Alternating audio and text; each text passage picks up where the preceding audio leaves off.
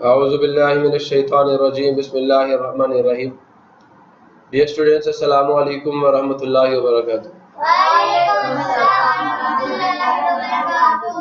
Rabbi shrah li sadri wa yassir li amri wahlul 'uqdatam min lisani yafqahu qawli. Rabbi zidni ilma, Rabbi zidni ilma, Rabbi zidni ilma. Allahumma inni as'aluka ilman nafi'a wa rizqan tayyiba wa 'amalan mutaqabbala. اللهم علمني الكتاب والحساب اللهم ذكرني منه ما نسيت وعلمني منه ما جهلت اللهم خذ بيدك। प्यारे बच्चों, आज हम लोग mathematics 5th class chapter number 6 और chapter number 6 का नया lecture हम लोग स्टार्ट करने जा रहे हैं। और आज के इस लेक्चर में हमारी जो गुफ्तगू होगी वो एक्सरसाइज नंबर 1 के बारे में। आज हमने एक्सरसाइज नंबर 1 में क्या करना है जी, दो पैटर्न्स के क्वेश्चंस हमने सॉल्व करने हैं। एक पैटर्न क्या है कि हमें 1 आइटम की वैल्यू दे दी जाएगी और मोर आइटम्स, ज्यादा आइटम्स, मल्टीपल आइटम्स की वैल्यू हमसे पूछी जाएगी। समझ आया नहीं है? और दूसरा क्या है, हमें मल्टीपल आइटम्स या एक से ज्यादा आइटम्स की वैल्यू दे दी जाएगी और कहा जाएगा एक की वैल्यू फाइंड करो, एक की प्राइस फाइंड करो। क्लियर हुआ नहीं हुआ? तो late us start the work. ठीक है, क्वेश्चन नंबर 1 क्या है? Question number 1 is the price of 1 geometry box. खरीदते हो नहीं खरीदते? 1 जियोमेट्री बॉक्स की जो कीमत है वो कितनी है जी? 76 रुपीज। तो आपकी जो इक्वेशन है वो यहां से निकलेगी। कहां से? यहां से। 1 जियोमेट्री बॉक्स इस, और इसकी जगह पे क्या आ जाएगा? इक्वल। आगे चलो, और कितनों की फाइंड करनी है? आप सबको मैं प्रीवियस लेक्चर में समझा चुका हूं, दोनों साइडों को 26 से मल्टीप्लाई कर देंगे। क्लियर हुआ? So let us start the work. 1 solution लिखें जी। 1 geometry box is equal to how many rupees? ये इसकी जगह मैंने इक्वल डाला और आगे कितने रुपीज है? 76 रुपीज। तो रुपीज 76। अब हमने करना क्या है, हमसे जो पूछा गया है वो क्या है? 26 ज्योमेट्री बॉक्सेस की हमने वैल्यू फाइंड करनी है। तो हमने क्या करना? मल्टीप्लाइंग बोथ विद, किससे मल्टीप्लाई करना जी? 26 से। क्लियर हो गया?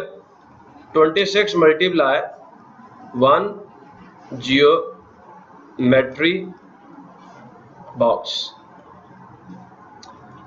ठीक है, बेशक यहाँ पे आप प्राइस भी लिख दो तो कोई इशू वाली बात नहीं है, यहाँ पे आप प्राइस डाल सकते हो। चले आगे।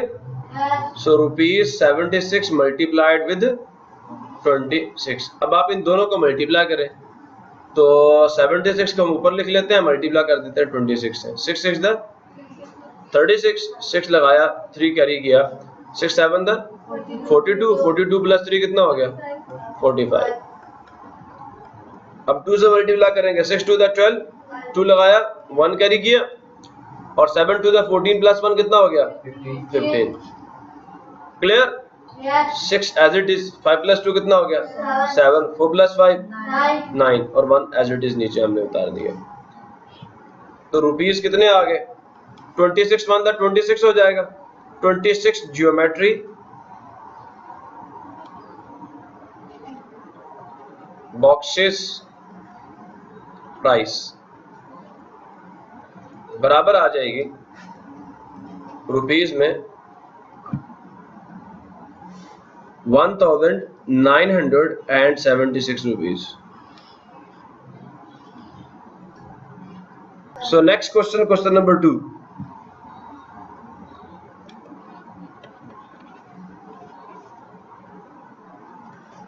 सॉल्यूशन समझे पहले क्वेश्चन नंबर 2 को। If the price of 1 ice cream is, सुन रहे हो? 1 आइसक्रीम की जो प्राइस है वो कितनी है? Find the price of 17 ice creams. ये आपने फाइंड करना है। बिल्कुल वैसा सवाल है। अब दोनों साइडों को किससे मल्टीप्लाई करेंगे? 17 से। सो चलिए अपने काम का आगाज करते हैं। 1 मैथमेटिकल 1 हम लिखेंगे, न्यूमेरिकल फॉर्म में। 1 आइस क्रीम प्राइस किसके बराबर? 55 रुपीज। हमने क्योंकि एक से ज्यादा की फाइंड करनी है ना, तो मल्टीप्लाइंग बोथ साइड्स विद 17, क्योंकि हमें 17 जो आइसक्रीम्स है उनकी वैल्यू फाइंड करनी है, तो 17 से मल्टीप्लाई करेंगे दोनों साइडों को। 17 multiply 1 ice cream price is equal to rupees 55 multiply 17। Theory of balance कहती है अगर इधर 17 से मल्टीप्लाई किया तो इधर भी करना पड़ेगा, तब जाके ये इक्वलिटी कायम रहेगी, दायम रहेगी, वरना खत्म हो जाएगी। सो अब 17 को 1 से मल्टीप्लाई करो तो 17 1 द 17 आ जाता है। Ice creams price is equal to, अब 55 और 17 को हम क्या करेंगे? मल्टीप्लाई करेंगे। 7 5 द 35, 5 लगाया, 3 कैरी किया, 7 5 द 35 प्लस 3 38, और 1 से मल्टीप्लाई करेंगे तो 5 5 यहाँ आ जाएगा, 5 आ गया, 8 प्लस 5 13 होता है, 3 लगाया, 1 कैरी किया, 9। तो हमारे पास जो प्राइस आ गई है 17 आइसक्रीम्स की, वो क्या? 935 रुपीज। मसला किसी बच्चे को हो तो बेटा मुझसे पूछो। क्लियर है ना? सबको क्लियर है? अच्छा बच्चों, अब हम आगे चलते हैं। क्वेश्चन नंबर 3 और उसका सॉल्यूशन। मसला है किसी को? चलिए समझते हैं इसको। If the price of A popcorn pack is, तो बड़े आसान सवाल है। इफ द प्राइस ऑफ ए आया, देखो यहाँ 1 कहा था, यहाँ ए कहा है, और उससे ऊपर 1 खुद लिखा हुआ था। देख रहे हो ना? ये सारे पैटर्न्स आपने समझने हैं, सब की जगह पे हमने 1 लिखना है। तो a popcorn pack is ₹37। Find out, मालूम करें, द प्राइस, कीमत, ऑफ की 71 popcorn packs. No issue. 1 popcorn pack price, सुन रहे हो? ये लिखा हुआ है 1 पॉपकॉर्न पैक प्राइस। इसका मतलब क्या होता है? इक्वल, इक्वल डाल दिया। कितने रुपीस हैं जी? 37 rupees. So now we are going to find the value of more, not 1. Okay? So multiplying both sides with 71, क्योंकि उन्होंने हमें कितने की प्राइस फाइंड करने का कहा? 71। जो पॉपकॉर्न पैक्स हैं उनकी हमने जो वैल्यू है, जो उनकी प्राइस है, वो हमने फाइंड करनी है।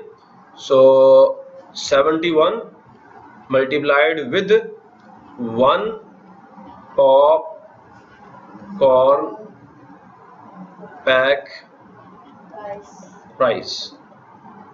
सो यहाँ पे भी क्या आएगा? ₹37 मल्टीप्लाइड विद 71। प्रॉब्लम किसी को? 71 1 द 71, और यहाँ पे पॉपकॉर्न लिख देंगे हम लोग। Pack price is equal to, सब हम मल्टीप्लिकेशन शुरू करते हैं। 71 मल्टीप्लाइड विद 37। पहले हम 7 से मल्टीप्लाई करेंगे। 7 1 द 7, और 7 7 द 49। अब 3 से मल्टीप्लाई करेंगे। 3 1 द 3, और 3 7 द 21। ऐड करते हैं, 7 आ गया, 12 यहाँ पे 2 लगाया, और 1 यहाँ पे ले गए, कितना आ जाएगा?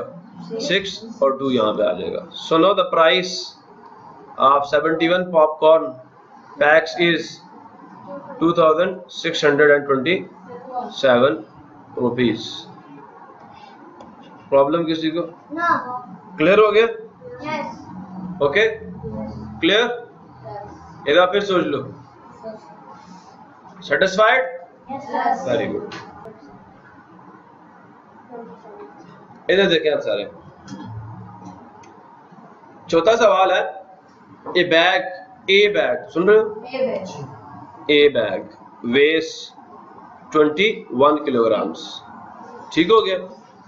What will be the weight of 15 bags? अगर एक बैग का जो वेट है, जो उसका मैस है, वो कितना है? 21 किलोग्राम है, तो उस तरह के 15 बैग्स का मास कितना होगा? क्वेश्चन नंबर 4 और उसका सॉल्यूशन। सुन रहे हो मेरी बात? चलें? तो वन बैग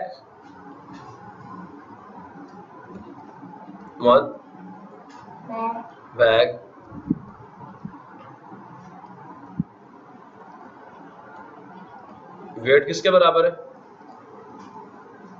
एक थैला, भाई आटे का थैला है, आटे का थैला है कि उसका कितना है वजन? 21 किलोग्राम, 21 kg। 1 की वैल्यू हमें गिवन है, तब कितने की फाइंड करनी है हमने? 15 की, ज्यादा की फाइंड करनी है ना, तो multiplying both sides with 15। Start करें। 15 मल्टीप्लाई 1 बैग वेट, कितना हो गया जी? 21 से मल्टीप्लाई करना किसको? 15 को, 7 kg लिख। 15 1 द 15 बैग्स वेट। कितना वेट है जी? अब हम 21 को 15 से मल्टीप्लाई करने जा रहे हैं। So 5 1 the 5, 5 2 the 10, 1 1 the 1, 2 1 the 2, या 1 2 द 2। क्लियर हुआ? 5 as it is, 1 as it is और 3 as it is. 315 kg weight है 15 बैग्स का। जनाब आगे चलें? किसी को कोई इशू है? चले आगे? Very good. Question number 5। The capacity of 15 identical buses is 555 passengers। क्या मतलब है इसका? 15 आइडेंटिकल का मतलब एक जैसी, बसेस का मतलब बसें, कैपेसिटी का मतलब होता है गुंजाइश, कि जो 15 एक तरह की बसेस हैं, उनके अंदर जो गुंजाइश है, किसको बिठाने की? मुसाफिरों को बिठाने की। किसको? वो कितने हैं? 555। 15 बसें 555 जो मुसाफिर हैं उनको लेके जा सकती हैं। बात समझ आ रही नहीं आ रही? अब पूछेंगे एक बस की वैल्यू बताओ, एक बस कितने पैसेंजर्स लेके जाएगी? समझे हो नहीं समझे? The capacity of 15 identical buses is 55 passengers. So what will be the capacity of one bus? अब उलट काम हो रहा है। 4 तक हमने क्या किया? 4 सवालों में हमने क्या किया? जो प्रीवियस 4 क्वेश्चंस हैं, हमें 1 आइटम की वैल्यू गिवन थी, हमने मल्टीपल आइटम्स की वैल्यू फाइंड की। अब हमें मल्टीपल मोर आइटम्स की वैल्यू गिवन है। जैसे यहाँ पे क्या 15 आइटम्स हैं, 15 बसेस के अंदर कितने पैसेंजर्स आएंगे, उसकी वैल्यू पे गिवन है। अब 1 की वैल्यू फाइंड करवा रहे हैं, तो ये डिवीजन से काम होगा। क्लियर हुआ नहीं हुआ? तो क्वेश्चन नंबर 5।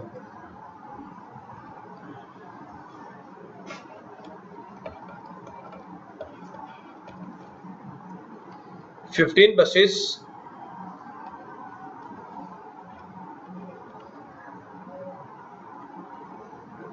ठीक है, 15 बसेस किसके बराबर है?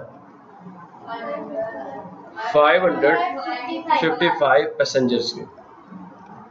किसके बराबर है? 555 पैसेंजर्स के। क्लियर हुआ नहीं हुआ?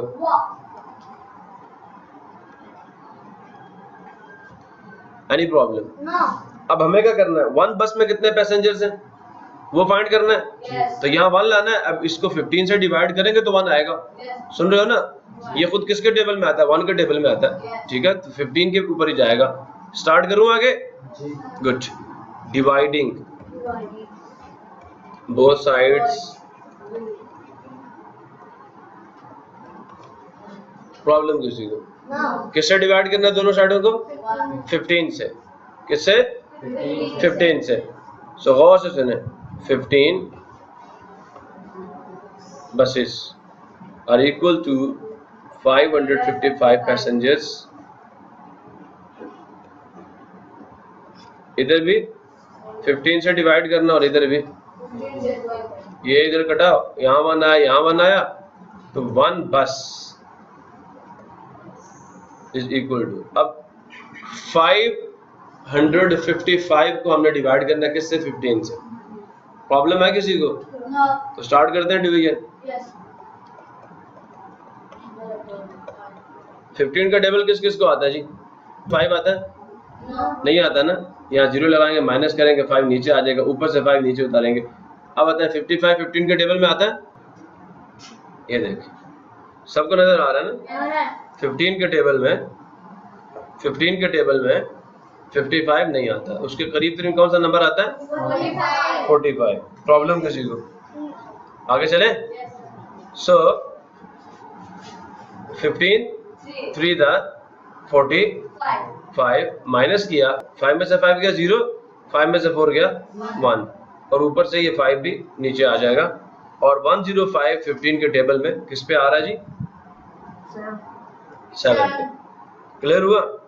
तो यहाँ पे हम लिखेंगे 7 और यहाँ पे 5 0 1 माइनस किया, रिमाइंडर 0 आ जाएगा। 5 में से 5 गया 0, 0 में से 0 गया 0, 1 में से 1 गया 0।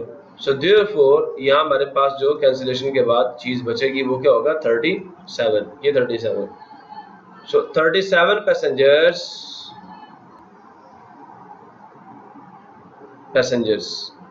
क्लियर है जी? तो 1 बस contains 37 पैसेंजर्स। इसको contains पढ़ना है। 1 बस have भी कह सकते हो। सुन रहे हो? क्लियर हुआ? आगे चलें। इस जवाब पे किसी को कोई ऑब्जेक्शन है तो पूछ ले मुझसे। जवाब सही है? चलो जी आगे चलते हैं। Question number 6, solution. गौर से देखें क्वेश्चन नंबर 6 में क्या कहा जा रहा है आप सबको। द प्राइस ऑफ 26, देखो 26 आ रहा है, बड़ा नंबर है, 1 नहीं है। 26 किलोग्राम्स ऑफ शुगर, यहां से 26 किलोग्राम्स ऑफ शुगर इज, यहाँ इक्वल आ जाएगा और ये आगे प्राइस हम डाल देंगे। समझ आ रहा नहीं आ रहा? और ये प्राइस उठा के हम शुगर के बाद यहाँ लिखेंगे। सुन रहे हो? आगे चले। बाजी इक्वेशन बन गई, आगे हमने काम सॉल्व कर लेना। दोनों साइडों को 26 से डिवाइड करेंगे। तो what will be the price of 1 kilogram of sugar? 1 kilogram of sugar की प्राइस क्या होगी? 26 से दोनों साइडों को डिवाइड करेंगे, ठीक है ना? अब 26 से बड़ा तो नहीं पूछा गया ना, छोटा पूछा गया ना, 1 तो डिवीजन से कम होगा। जल्दी से बताइए क्या लिखूं यहाँ पे? Very good. 26 kilograms of sugar is equal to how many rupees?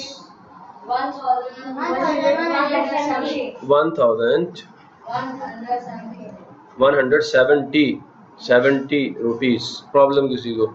Because we want to find the value of 1 kilogram of sugar or the price of 1 kilogram of sugar. So dividing both sides with 26. So 26 kg of sugar price is equal to rupees 1170 rupees. So dividing both sides with 26 because we want the price of 1 kilogram of sugar. So 26 1 the 26, 26 1 the 26. अब हम ये division करेंगे। तो हम क्या करेंगे? 1170 को dividend बनाएंगे और 26 को डिवाइजर। अब एक उसूल आप सबको पता है कि जब तक हमारे पास 26 का टेबल नहीं होगा हम ये डिवीजन नहीं कर सकते। इस डिवाइडेड में क्या 1 26 पे जाएगा, 0 लगाएंगे, माइनस किया 1 आ जाएगा, ऊपर से फिर 1 नीचे उतारा, अब 11 भी कोई नहीं जाता, फिर 0 पे, सुन रहे हो, माइनस। क्लियर है जी। 117। अब ये हम चेक करेंगे 26 के टेबल में 117 कहीं पे आ रहा है, 130, 104, 117 से क्या छोटा है, तो किस पे आ रहा है, 4 में। यहाँ हम 4 लिखेंगे और यहाँ पे क्या लिखेंगे, 4 0 1, माइनस करेंगे, 7 में से 4 के आंसर कितना आ गया, और 1 में से 0 गया 1, 13 आंसर आ गया। क्लियर है, ऊपर से 0 भी हम नीचे उतारेंगे। अब 130 जो है ये 5 पे आ रहा है 26 के टेबल में, तो यहाँ हम 5 लिखेंगे और यहाँ पे क्या डालेंगे, 130, माइनस किया 0 0 0, तो एक 0 हम डाल देंगे, रिमाइंडर 0 आ गया जी। 45 हमारा आंसर है, हम इसको इससे कैंसिल करते हैं, रिजल्ट कितना आएगा, 45। सो 1 kg ऑफ शुगर प्राइस कितने रुपीस है जी, 45 रुपीस। ये कौन से वक्तों की बात है वैसे, आजकल कितने रुपए किलोग्राम है चीनी, 110 रुपए हो गई है। क्लियर हो गया जी। सो ये कोई पुरानी बुक से लगता है कोई काम है, आजकल की ये हिसाब किताब नहीं है। आगे चलते हैं। लो question number 7।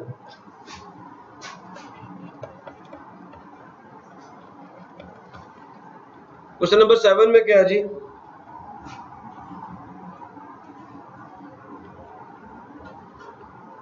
If the rent of a house for 8 months is, कितने months, 8 months is, 8 months rent डाल देना मंथ्स के आखिर पर, इससे पहले मीन इक्वल से पहले। क्लियर हो गया। What will be the rent of the house for 1 month, एक महीने का रेंट कैसे निकालेंगे, 8 से डिवाइड कर देंगे दोनों साइडों को। Clear, so let us start the work. 8 months rent is equal to rupees. कैसे पढ़ोगे इसको, वंस, टेंस, हंड्रेड्स, थाउजेंड्स, 10,000, 100,000, कितना, 145,680 रुपीज। क्लियर, डाल दूं, 145,680 रुपीज। प्रॉब्लम किसी को, क्लियर। सुनो, हमें क्या करना है, 1 month का रेंट फाइंड करना है, डिवाइडिंग बोथ साइड्स विद, यहाँ 1 लाना है, ठीक है। तो इसको 8 से डिवाइड करेंगे। 8 months rent is equal to rupees 145,680 rupees divided by 8, और यहाँ भी डिवाइडेड बाय 8 1 था 8, 8 1 था 8। यहाँ ही डिवीजन कर दूं इसकी, हाँ भाई इजाजत है। 8 1 था 8, 1 तो नहीं जाएगा, 14 बनेगा, और 14 भी नहीं जाता 8 के टेबल पे, ऐसा ही है ना। तो क्या आएगा, 8 1 था 8, अब 14 में से 8 निकालो, आंसर कितना आता है। भाई मैं ये कह रहा हूँ, क्यों घबरा रहे हो। 8 1 था 8, 14 में से 8 का आंसर कितना आ जाएगा, 6। ठीक है, ठीक है भाई। अब 8 के टेबल में 65 तो नहीं आता, लेकिन 8 8 था, कितना होता है 64, माइनस किया, 5 में से 4 के आंसर कितना आ गया, 6 में से 6 के आंसर कितना आ गया, 0। आगे चले, 8 2 था, माइनस किया, रिमाइंडर, फिर ऊपर से 8 नीचे आएगा, 8 1 था, माइनस किया, रिमाइंडर, आगे फिर 0 है, तो यहाँ पे हम 0 डाल देंगे। लास्ट पे 0 आ रहा है ना, रिमाइंडर भी 0 है, तो लास्ट वाले 0 हम साथ लिख दिया करते हैं। तो हमारे पास जो रेंट आ गया 1 month का, 1 month rent is equal to rupees, how many rupees, 18,210। Very good, 18,210 rupees. Problem है किसी को? अरे भाई किसी को मसला है? नहीं है, पक्की बात है। आगे चलें, question number 8 and its solution. Any problem? No. जरा जल्दी से बताइए मुझे. The cost of 35 registers. कितना आसान सवाल है. समझ आया नहीं आया? ये आपकी क्वेश्चन बन जाएगी. और 1 रजिस्टर की जो कॉस्ट है वो आपने क्या करनी है, फाइंड करनी है. वही डिवीजन का सवाल है. दोनों साइडों को हम डिवाइड करेंगे 35 से. सो लिखते हैं जी 35 रजिस्टर्स कॉस्ट कितनी थी?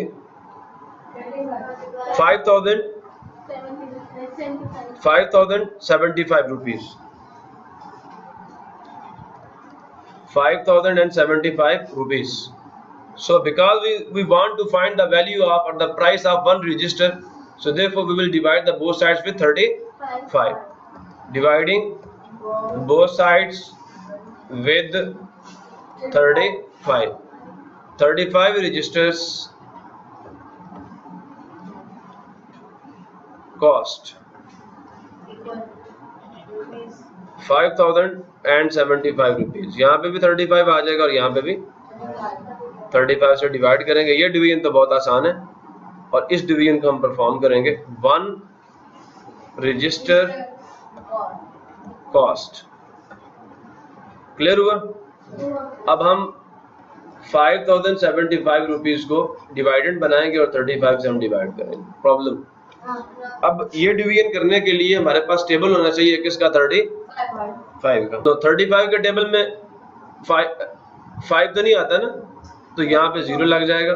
0 माइनस किया, 5 नीचे आया, 50 बना. अब 35 से 50 बढ़ा ना, लेकिन 35 के टेबल में 50 नहीं आता. चेक कर ले आप, 70 आता है दूसरे नंबर पे, तो ये 1 पे जाएगा. 35 1 था 35 माइनस करते हैं. 0 में से 5 नहीं जा सकता, यहाँ से 1 बारो करेंगे, पीछे 4 आ जाएगा, यहाँ 10 बन जाएगा. 10 में से 5 यहाँ से कितना आ गया? 5. और 4 में से 3 क्या? क्लियर सबको? इसके बाद ऊपर से ये 7 नीचे आ जाएगा. अब 157 कहाँ पे आ रहा है जी? ये 75 बड़ा है. 175 बड़ा है किससे? 157 से. और ये उससे छोटा है, तो किस पे आ रहा है? 4 पे. यहाँ हम 4 लिखेंगे और 140 हम यहाँ पे डाल देंगे. दोबारा देख लें एक दफा, ठीक है? तो अब हम क्या करेंगे? 7 में से 0 क्या? 7 आ जाएगा. 5 में से 4 यहाँ से कितना आ गया? 1. क्लियर सबको? आखिर पे ये जो लास्ट पे 5 मौजूद है वो नीचे आएगा और 175 किस पे आ रहा है? 35 के टेबल में 5 पे आ रहा है. सो देयरफॉर हम यहाँ पे क्या लिखेंगे? 5 लिखेंगे. प्रॉब्लम किसी को? सो माइनस किया, रिमाइंडर क्या आ गया? 0. दोनों कट जाएंगे ना. सो हमारे पास जो क्वोशंट आया वो 145. तो कितने रुपीस का एक रजिस्टर है? 145 रुपीस का एक रजिस्टर है. आगे चलें जी. तो हमारा क्वेश्चन नंबर 8 जो है वो भी क्या हो गया? कंप्लीट हो गया, सॉल्व हो गया. अब बाकी का जो काम है वो इंशाल्लाह हम नेक्स्ट लेक्चर में करेंगे. तब तक के लिए अल्लाह हाफिज. पाकिस्तान